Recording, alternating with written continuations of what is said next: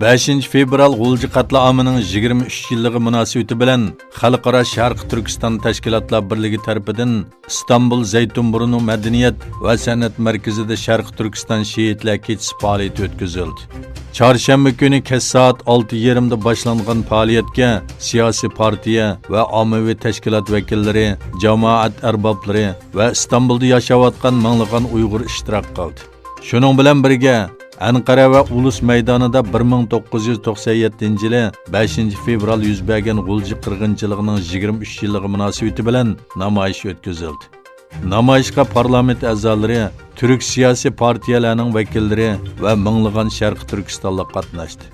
G'ulji voqeasida qadr kechasi o'tkazish uchun bir uyga yig'ilgan Uyg'ur ayollari qonunsiz diniy faoliyat olib bordi degan bahona bilan Xitoy soqchilari tomonidan bostirilgan edi.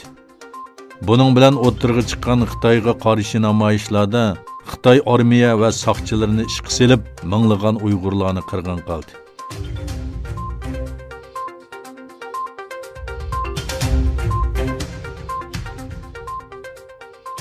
Xitoyning Wuhan shahrida o'tirg'i chiqqan koronavirusining Sharq Turkistondagi tarqalish ahvoli bo'libmi yig'ilish lagerlaridagi Uyg'urlarga qanchalik ta'sir qilganligi haqidagi savolga rayondagi amaldorlar bu davlat maxfiyatligiga kiradi deb javob berdi. Bu virusning sahiya va tozalik sharoiti intayin nachar bo'lgan yig'ilish lagerlariga tarqalish xavfi andish paydo qilmoqda. Erkin Osiyo radiosi bu haqda ma'lumotga erishish uchun rayondagi bir qism sahiya o'rinlari bilan aloqalashgan. Lekin xodimlar buning davlat bexatarligi masalasi hisoblanadiganligini aytib, javob berishdan o'zini ep qochgan. Urumchidagi bir hukumat xodimi davlat maxfiyatligi bo'lgan bir ishni sizga deb bermayman degan.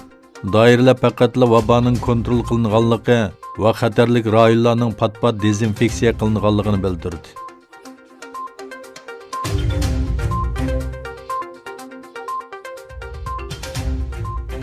Ommaviy taratqularda keng tarqalgan uchurlarga asoslanganda ba'zi Xitoylar virus yuqtirishi mumkin degan andishi bilan uy hayvonlarini o'ldirishga boshlagan. Xitoy ishchi sirtida keng tarqalgan bu masala hayvon haqlari qo'g'dug'uvchilarining diqqatini tortdi. Fransiya 24 kanalining xabarida ommaviy taratqularda tarqalgan rasmlarning bir binoda boshqaruvchilar tomonidan derizdan sirtqa etilgan hayvonlarni ko'rsatayotganligi bildirildi.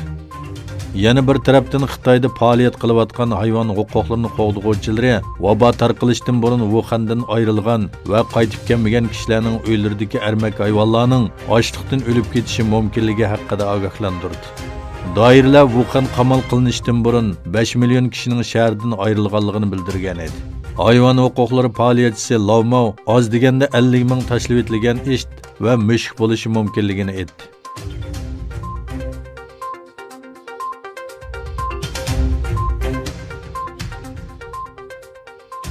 Vazifasidan elib tashlash tekshirishi Kengash palatasida ovozga qo'yilish oldida turgan va oqlanishi mumkin deb qaralgan Amerika prezidenti Donald Trump davlat majlisida yillik nutqini so'zladi.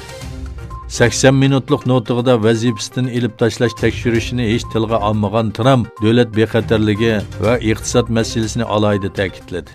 Trumpga qarshi elib berayotgan tekshirishga yetakchilik qilgan Avam palata raisi Nancy Pelosining Trumpning nutq originalini yirtib etishi diqqatni tortdi.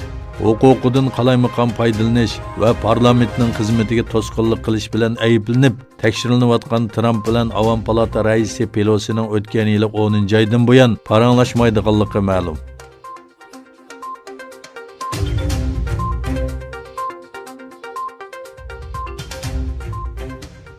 İstanbul Sabiha Gökçen aerodromida bir aeroplan qo'nish asnosida yo'ldan chiqib ketdi. 3 parchaga bo'linib ketgan aeroplanda dastlabki tekshirishlarga asosan 3 kishi hayotidan ayrildi. İzmirdan İstanbulga kelgan bu aeroplanda 2 buvoq va 6 aeroplan xodimini o'z ichiga olgan 183 kishi bor bo'lib, dengiz ustidan aerodromga kirgan aeroplan nachar havo rayi sababli muvaffaqiyatli qo'nmagan. Uchish yo'lidan chiqib necha metr mangandan keyin 30 metrlik egizlikdan tushib ketgan. Qutqizish xizmatlari davomlashayotgan bo'lib, 2 uchquvchining ahvolining xatarlik ekanligi bildirildi. Shuning bilan birga Sabiha Gökçendan uchadigan barliq aeroplanlar İstanbul aerodromiga o'zgartirildi.